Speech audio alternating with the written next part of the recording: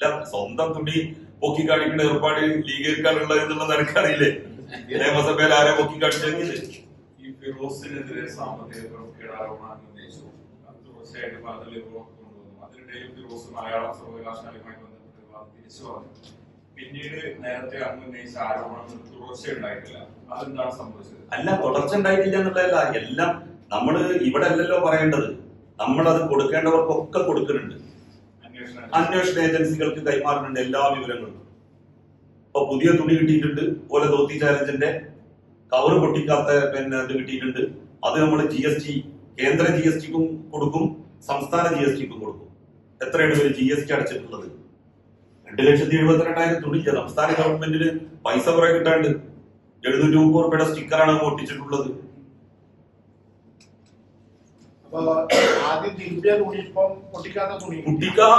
പൊട്ടിക്കാത്ത തുണിയൊക്കെ നമുക്ക് കിട്ടിയില്ലേ?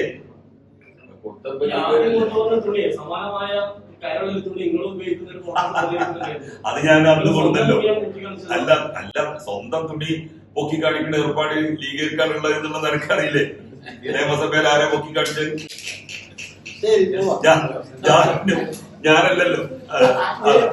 വ്യാഴാഴ്ച വിശദീകരണ യോഗം ഉണ്ടല്ലോ. അതെ, അല്ല, വ്യാഴാഴ്ച വിശദീകരണ യോഗം, പാർട്ടിയുടെ വിശദീകരണ യോഗം ബസ് സ്റ്റാൻഡിലല്ലേ.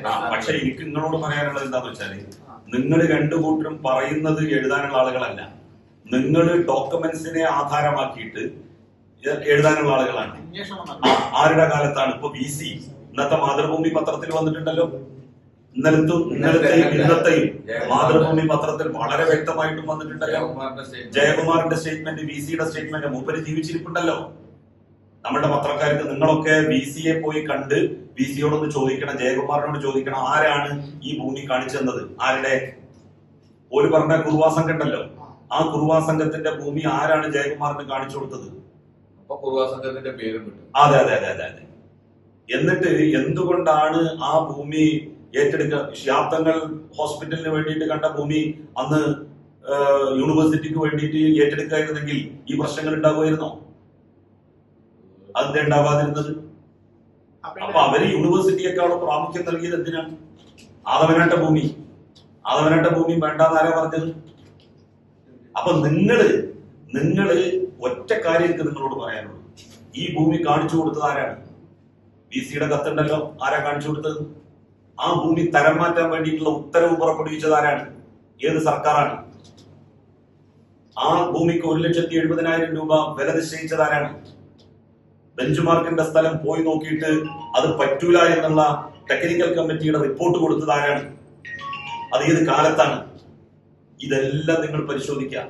ഒരു തുടർ ഗവൺമെന്റ് എന്നുള്ള നിലയിൽ എന്താണോ ചെയ്യേണ്ടത് ആ തുടർച്ചയുടെ ഭാഗമായിട്ടുള്ള കാര്യം ചെയ്തു എന്നല്ലാതെ മറ്റൊരു കാര്യവും ഞാൻ ആ കാര്യത്തിൽ ഇടപെട്ടിട്ടില്ല. ഇതൊക്കെ നിങ്ങളുടെ അടുത്ത് സ്പീക്കിംഗ് എവിഡൻസ് ഉള്ളതാണ്.